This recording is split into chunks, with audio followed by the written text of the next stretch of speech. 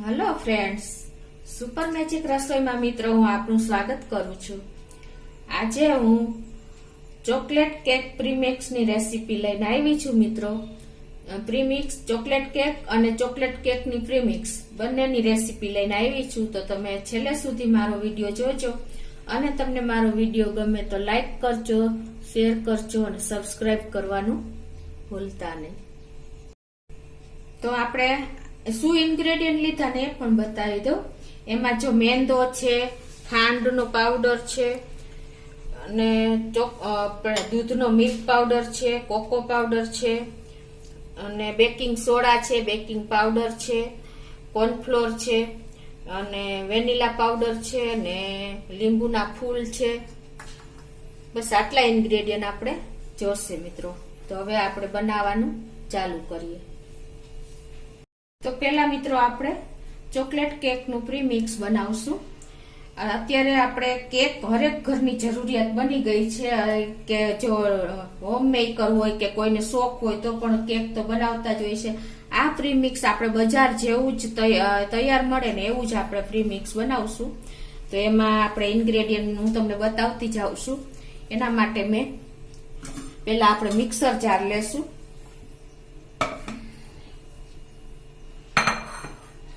ને એમાં આપણે આ 1 કપ મેં મેંદો લીધો છે એ નાખી દેશું। તમે જો વધારે હેલ્ધી બનાવવું હોય તો તમે અડધો કપ મેંદો ને અડધો કપ ઘઉંનો લોટ પણ લઈ શકો છો। અને એની સામે મેં અડધો કપ દળેલી ખાંડ લીધી છે। આ બધું આપણે મિક્સર જારમાં જ નાખશું। મિત્રો કેક બનાવવામાં કે પ્રીમિક્સ બનાવવામાં પણ પરફેક્ટ મેજર હશે ને તો જ તમારી કેક બરાબર બનશે। તો ખાસ આ તમે નોટ કરજો। હવે એની સામે મેં આપણે રીચ ફ્લેવર આવે એટલે એના માટે મેં 1/4 કપ આપણે મિલ્ક પાવડર લીધો છે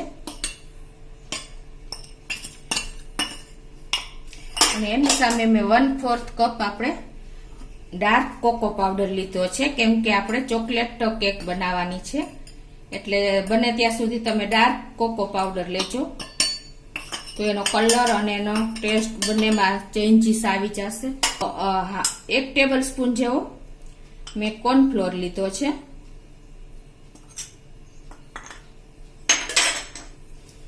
અને 1 ટીસ્પૂન જેવું મેં વેનીલા પાવડર લીધો છે।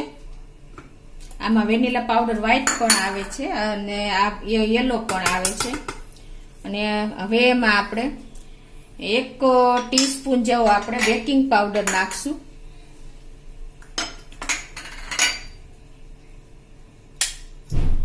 અને 1/2 ટીસ્પૂન જેવો આપણે બેકિંગ સોડા નાખશું અને હવે આપણે 1/8 ટીસ્પૂન આપણે લીંબુના ફૂલ નાખશું, જેને આપણે સિટ્રિક એસિડ કહીએ છીએ। એનું કારણ એ છે જો આટલા જ થશે, આ 1/4 છે તો એના અડધા 1/8 ટીસ્પૂન એટલે આટલા આપણે નાખી દેશું। એનું કારણ એ છે કે લીંબુના ફૂલ અને સોડા બે પ્રોસીજર થશે ને એટલે એકદમ આપણી કેકમાં બબલ્સ આવશે અને એકદમ સરસ કેક બનશે। હવે આને આપણે આ બધું મિક્સિંગ કરીને 30 સેકન્ડ આપણે આને મિક્સર જારમાં ફેરવી લેશું। તો જો 30 સેકન્ડ આપણે મિક્સર જારમાં આપણું પ્રીમિક્સ તૈયાર થઈ ગયું છે ફેરવીને, તમે જોઈ શકો છો મિત્રો। માર્કેટ જેવું જ આ પ્રીમિક્સ આપણું તૈયાર થાય છે। હવે આપણે આ પ્રીમિક્સને આપણે ફ્રીજ વગર 4 મહિના સુધી સ્ટોર કરી શકીએ છીએ અને ફ્રીજમાં તમે 9 થી 10 મહિના સુધી આને સ્ટોર કરી શકો છો મિત્રો। એટલે આપણે ઇન્સ્ટન્ટ ક્યારેય પણ કેક બનાવવી હોય તો આપણે ઈઝીલી આપણે બનાવી શકીએ છીએ। હવે એને હું એક બાઉલમાં લઈ લઉં છું ને આપણે હવે એની કેક બનાવી લઈએ।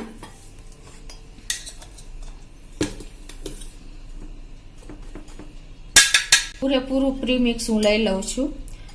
આ અંદાજે 220 ગ્રામ જેવું તૈયાર થાય છે આટલામાંથી આપણે, અને અંદાજે આમાં આપણે જે 1 kgની જે આપણે કેક બનાવીએ છીએ ને એ 180 ગ્રામ ટોટલી પાવડર હોય છે, તો આપણે આમાં 40 ગ્રામ જેટલું વધારે છે એટલે તમે માપ સાઈઝ તમને પરફેક્ટ બતાવી દઉં।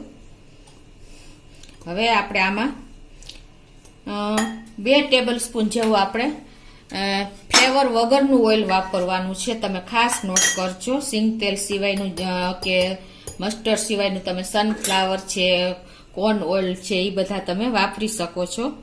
તો અત્યારે હું 2 ટેબલ સ્પૂન સનફ્લાવર ઓઇલ લઈ રહી છું. આ કેક આપણે બેકરીમાં જે રીતે તૈયાર થાય છે ને એ રીતે તૈયાર કરશું. જો આમાં આપણે મિલ્ક કે આપણે કસ્ટર્ડ પાવડર કસ્ટર્ડ મિલ્ક ઉમેરશું ને તો આપણી કેક રીચ થઈ જશે. બેકરીવાળા આ રીતે જ કેક તૈયાર કરે છે. અને એમાં આપણે અંદાજે 1/4 કપ એટલે કે 1/3 કપ જેટલું આપણે પાણી એડ કરશું અને આનું આપણે બેટર કેકનું તૈયાર કરશું. અને મિત્રો એ પહેલા હું તમને કહી દઉં કે આપણે આ કઢાઈ ગેસ ઉપર 10 મિનિટ હીટ કરવા મૂકી દેશું. હીટ કરી લેશું આપણે. અને હવે આપણે આમાં પાણી નાખીને આપણું કેકનું બેટર બરાબર તૈયાર કરી લેશું.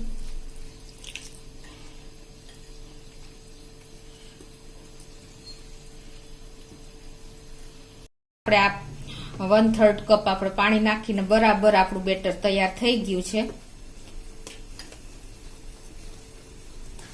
આ રીતે બેકરી વાળા જો આ રીતે જ બનાવતા હોય છે. નહીતર તમે કસ્ટર્ડ મિલ્ક કે કસ્ટર્ડ નાખો ને તો તમારી કેકની પ્રાઇસ વધી જાય છે. એટલે આપણે એ રીતે આ કેક બનાવી રહ્યા છીએ. હવે આપણે એને મેં એક ડબ્બો લીધો છે. તમે એલ્યુમિનિયમનો કે સ્ટીલનો કોઈ પણ લઈ શકો. અને એમાં મેં એક આ બટર પેપર લીધું છે, એ આપણે મૂકી દેશું આ રીતે.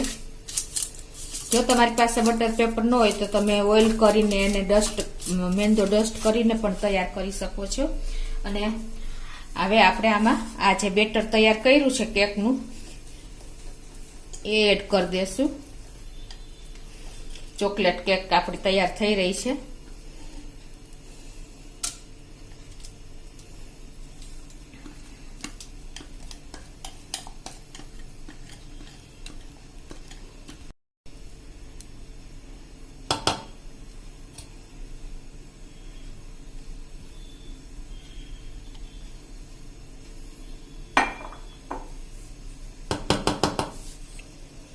તો હવે આને આપણે ઈજી સેજ ટેપ કરીને પછી આપણે આજે આપણી કઢાઈ પણ 10 મિનિટ થઈ ગઈ છે, પ્રીહીટ થઈ ગઈ છે.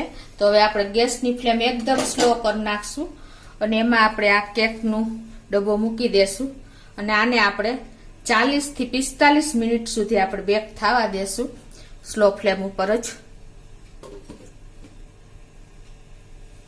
તો આપણે જો કેક બેક કરવા મૂકી અને 40 મિનિટ થઈ છે, પરફેક્ટ 40 મિનિટ. તો આપણે જોઈ લઈએ મિત્રો, જો આપણી કેક કેટલી એકદમ ફ્લફી થઈ ગઈ છે, ફૂલી ગઈ છે.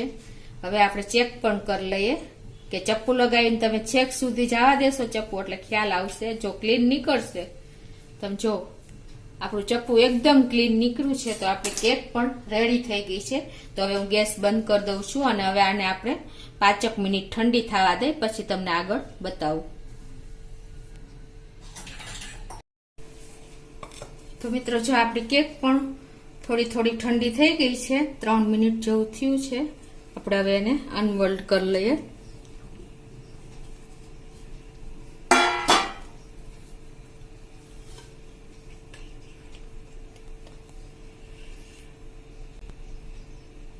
તો જો આપણે આ બટર પેપર પણ કાઢી લઈએ. તમે જોઈ શકો છો મિત્રો કે આપણી કેક એકદમ ફ્લફી બહાર જેવી જ થઈ છે. જો ખ્યાલ આવે છે તમને, એકદમ જાડી પડી છે. હવે તમને કટિંગ કરીને પણ બતાવી દઉં મિત્રો. હવે આપણે કટિંગ પણ કરીને તમને બતાવું કે કેટલી ફ્લફી થઈ છે.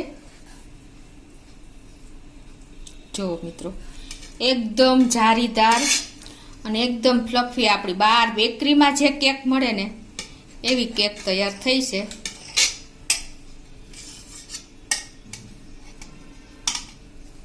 જો મિત્રો કેટલી જારી પડી છે, તમે જોઈ શકો છો ને.